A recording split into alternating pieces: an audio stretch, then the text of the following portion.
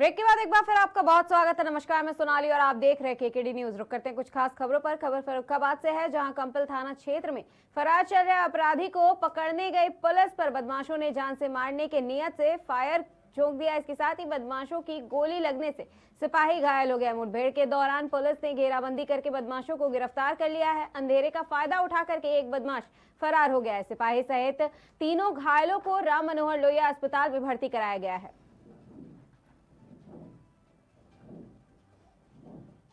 आगामी लोकसभा चुनाव के दृष्टिगत पुलिस अधीक्षक फतेहगढ़ महोदय द्वारा कल अपराधियों की धरपकड़ होते हुए एक विशेष अभियान चलाया गया। उस अभियान के क्रम में थाना कंपिल पुलिस को भारी सफलता प्राप्त हुई है। थाना कंपिल में 3 बदमाश जो कि पुलिस पार्टी पर फायरिंग करते हुए भागने का प्रयास कर रहे थे, इस फायरिंग से एक कांस्टेबल को हल्की सी चोटें आई हैं। पुलिस पार्टी द्वारा दौड़ा के बदमाशों को गिरफ्तार किया गया है। 2 बदमाश गिरफ्तार किए गए हैं, जबकि तीसरा भागने में सफल हुआ है। उस बदमाश के गिरफ्तारी के प्रयास किए जा रहे हैं। जो 2 अपराधी गिरफ्तार हुए हैं, उनके पास से 2 तमंचे, 2 खोखा कारतूस, 5 जिंदा कारतूस बरामद हुए हैं। अन्य आवश्यक विधि कार्रवाई की जा रही है। आगामी लोकसभा चुनाव के दृष्टिगत पुलिस अधीक्षक फतेहगढ़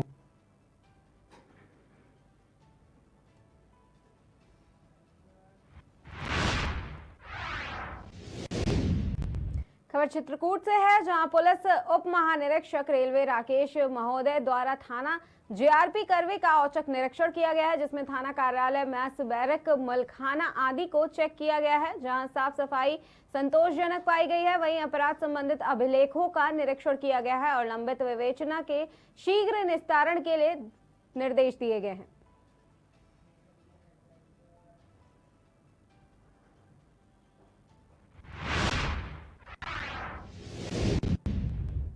खबर अमेठी से है, जहां केंद्रीय मंत्री स्मृति ईरानी ने अमेठी में राहुल गांधी पर जमकर निशाना साधा है, जिसके बाद स्मृति ईरानी ने कहा कि बीजेपी सरकार के पूर्व अमेठी में ज्यादातर घरों में बिजली नहीं थी। कोई अपने परिवार को अंधेरे में रख करके खुद उजाले में कैसे रह सकता है। इसके साथ ही अमेठी को वर्षों वर्ष इमोशन के आधार पर छला गया है। आज अमेठी की जनता ये पूछ रही है कि अगर स्मृति ईरानी और भारतीय जनता पार्टी 5 वर्षों में इतना विकास का कार्य कर सकती है, तो क्या वह नहीं कर सकते थे।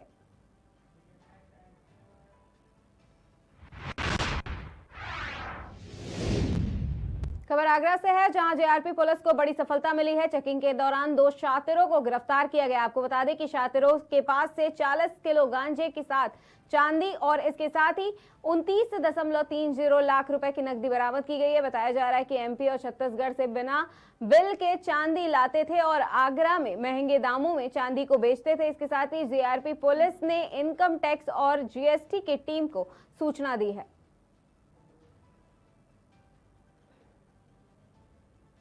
निरंतर हमारे अनुभाग द्वारा हमारे एसएचओ की टीम, सर्विलांस और एसओजी टीम ये निरंतर सतर्क रहती है। इसी क्रम में कल रात को चेकिंग हो रही थी। चेकिंग के अभियान में 2 संदिग्ध व्यक्तियों को रोका गया। इसकी सूचना हमारे मुखबिरों के द्वारा भी पहले दी गई थी। जब इन 2 व्यक्तियों को रोका गया तो इनसे जो बरामद हुआ है, इनसे 29,29,000 लगभग कैश बरामद हुआ है और 40 किलो चांदी बरामद हुई है, जिसकी अनुमानित कीमत 30 लाख रुपए है। तो साथ ही साथ इस जब माल को बरामद करने के उपरांत हम लोगों ने इनकम टैक्स की टीम को और जीएसटी टीम को सूचित कर दिया है। इन व्यक्तियों द्वारा यहाँ पे आए भी हैं और इन्होंने पूरा माल काउंट किया है। पूरा वीडियोग्राफी इस चीज की कराई गई और इसके बाद में अग्रिम कार्रवाई इनकम टैक्स और जीएसटी विभाग द्वारा की जाएगी। देखिए, इन व्यक्तियों से पूछताछ की गई तो ये जो सारा माल है ये एमपी से और छत्तीसगढ़ से ला रहे थे और ये यहाँ पे लोकल जो कारीगर होते हैं उनको चांदी ये सप्लाई करते हैं और चांदी फिर बाद में गलाने के बाद में ये जो इनके जेवरात बनते हैं तो बाद में दिल्ली वाली साइड में, एमपी वाली साइड में और यूपी में कुछ कुछ जनपदों में ये लोग सप्लाई करते हैं। देखिए, नेटवर्क का पूरा इनका जो छोटे छोटे कारीगरों को इनको जोड़ा हुआ है, जो अग्रिम, क्योंकि इसमें पुलिस द्वारा एफआईआर नहीं की जाती है, जीएसटी विभाग द्वारा की जाएगी, तो उन व्यक्तियों द्वारा और भी इसके बारे में जानकारी की जाएगी। निरंतर हमारे अनुभाग द्वारा हमारे एसएचओ की टीम, सर्विलांस और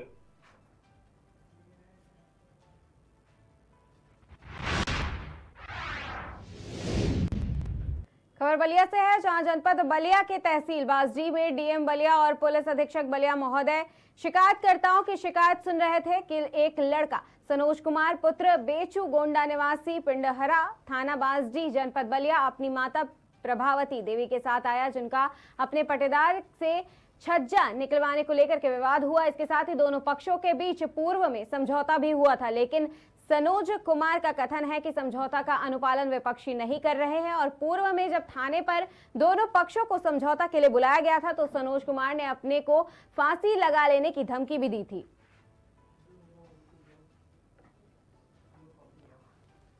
ये अभी तहसील बासडी में हम और डीएम साहब यहाँ पर सुनवाई कर रहे थे, जनता की शिकायत थी।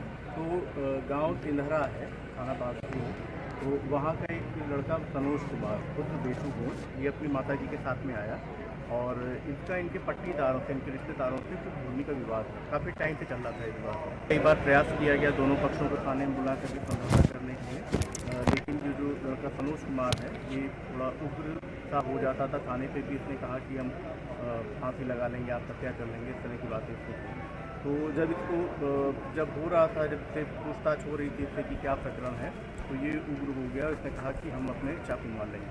फिर उसके बाद इसने अपनी जेब से एक कागज़ में लिपटा हुआ एक छोटा सा चाकू निकाला, अपने पेट पर 2-3 बार वार किया। तो वहाँ पर पुलिस बल ने तत्काल इसको हाथ से चाकू वगैरह छीन लिया। फिर यहाँ पर CHT में लेकर के आए हैं, तो डॉक्टर से बात हुई है तो कोई गहरी चोट नहीं है। डॉक्टर ने कहा ये अपने घर जा सकते हैं और फिर सर सर जमीन से विवाद क्या था सर, उसकी कार्रवाई इसमें ये जानकारी नहीं छज्जे को हुई, लेकर जानकारी विवाद था, छज्जे को लेकर विवाद था। और इसके पहले भी लोग गए थाने पर आए थे तो वहाँ थानाध्यक्ष ने कहा था कि समाधान हो जाएगा। आज SDM और DO को कह दिया गया है। खबर जालौन से है, जहां परिवहन विभाग की मिलीभगत से दौड़ रहे गिट्टी से लदे ट्रक ने एक और व्यक्ति की जान ले ली है। बता दें कि न नंबर प्लेट और ना ही संकेटर के साथ ही रिफ्लेक्टर थे। ऐसे में एक बाइक सवार ट्रक में पीछे जा घुसा है, जिसकी वजह से बुरी तरह से घायल हुए व्यक्ति को अस्पताल पहुंचाया गया, जहां चिकित्सकों ने उसे मृत घोषित कर दिया है। जिसके बाद सूचना मिलने पर मौके पर पहुंची पुलिस ने शव को कब्जे में लेकर पोस्टमार्टम के लिए भेज दिया है तथा शेष विधिक कार्रवाई की जा रही है।